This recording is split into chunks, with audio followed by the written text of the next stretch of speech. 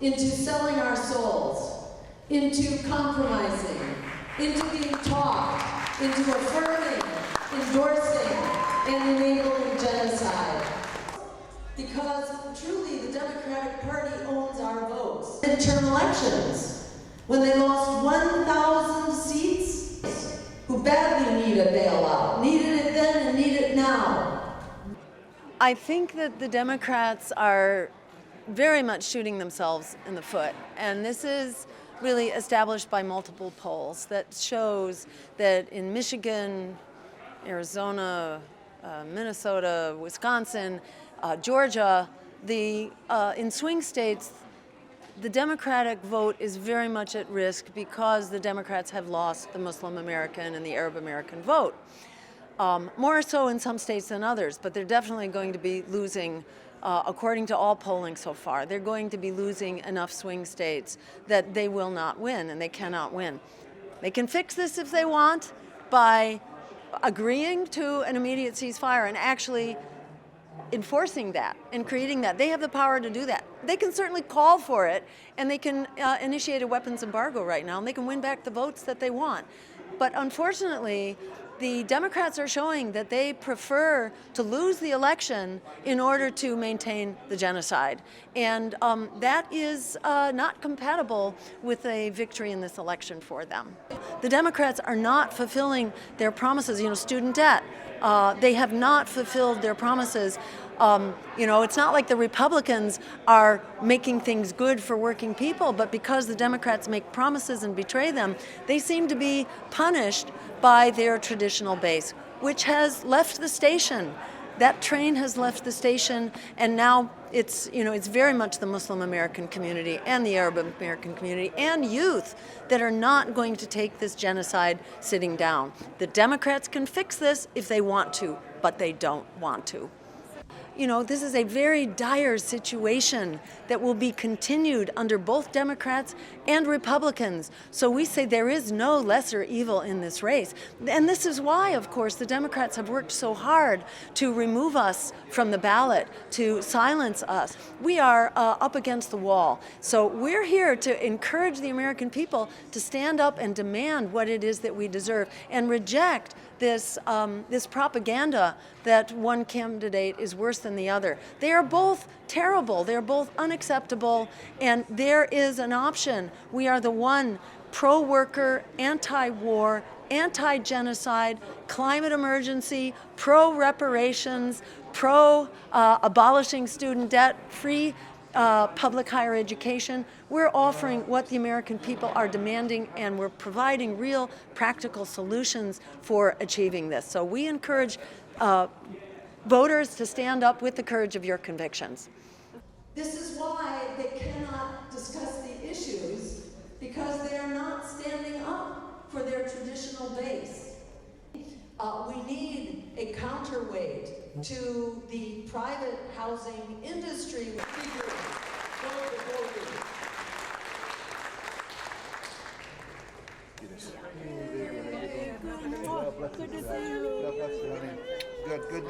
God bless you. It's not every American should be voting for her. It's not only Arabs and Muslims and Jews and Christians. It's not. We shouldn't be looking at this. Every American should know the truth that she's representing all of America, and she should be looking for the whole picture. As Americans, we should look for everybody. We are our brother's keeper. Okay, and that's why we should vote for her. She's the best, she's the most qualified, she's the most artistic, she's the most eloquent, she has the most experience, she has the best vision for America. I'm not worried. I know this is a lot of things people tell me, that voting for Green Party is a direct vote for Trump. But I believe there's a statement that should be made. All the other politicians should be afraid that there are people standing up for the Green Party, and they should be looking at her platform and learning from her about if they want more votes, they should be doing what she does. We're voting for Stein. She's in 47 states. She's in the ballots in 47.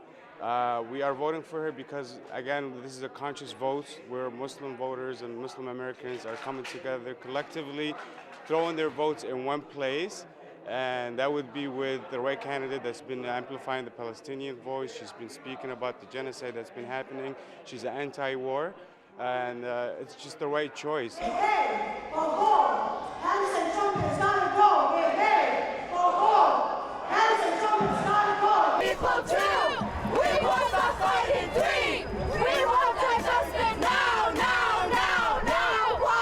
Because this is the first Muslim-led movement in America, started on October 31st. We are trying to abandon Harris, punish Harris, Biden administration and Harris administration. So we definitely don't want Harris in the White House, and we want to take the blame when they lose. We'll gladly take the blame that it was us who caused them this election, because it sends them the message, whoever gets in the White House next, they will get the message that it is not okay to commit genocide. It is not okay to be complicit in the genocide. And if you do, then we are coming after you. You know, the Muslims are coming after you. We may not be in a large number to put somebody in the office, but we will definitely be, we are definitely in the numbers to take somebody out of the office. So we are working tirelessly to make sure that Harris loses. It just breaks my heart. It makes me so angry. And I have this regret of voting for Biden. And it's a lifelong regret that I will take it to my grave, that I voted for Biden, who enabled the genocide, who started this war, who has been funding this war. You know, I feel complicit. That's why I want to work so hard to make sure that they do not get in the office. That's why that's what Biden Harris is doing. And we'll make sure that they lose this election. We cannot be defeated. If we win, then we win. If we become martyrs, then we win also.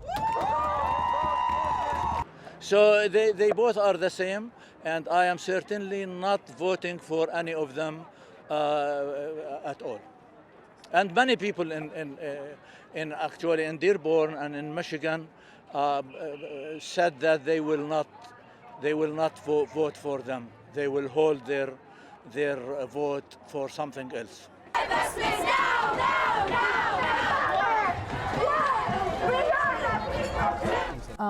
You know, it depends on the numbers, because I do realize that when you don't vote, you're giving your vote to somebody. So let's see how the numbers are going at that point. Let's see where it goes. When it gets closer to the election, I'll know. But they need to know, okay, that you're not going to get the Arab and Muslim vote if you're not going to help us, okay? It's not unconditional. It cannot be unconditional. And I think they've taken us for granted, and they've abandoned us. Absolutely. And we've invested too much money and time into their campaigns over the last decades or so, and they just abandoned us.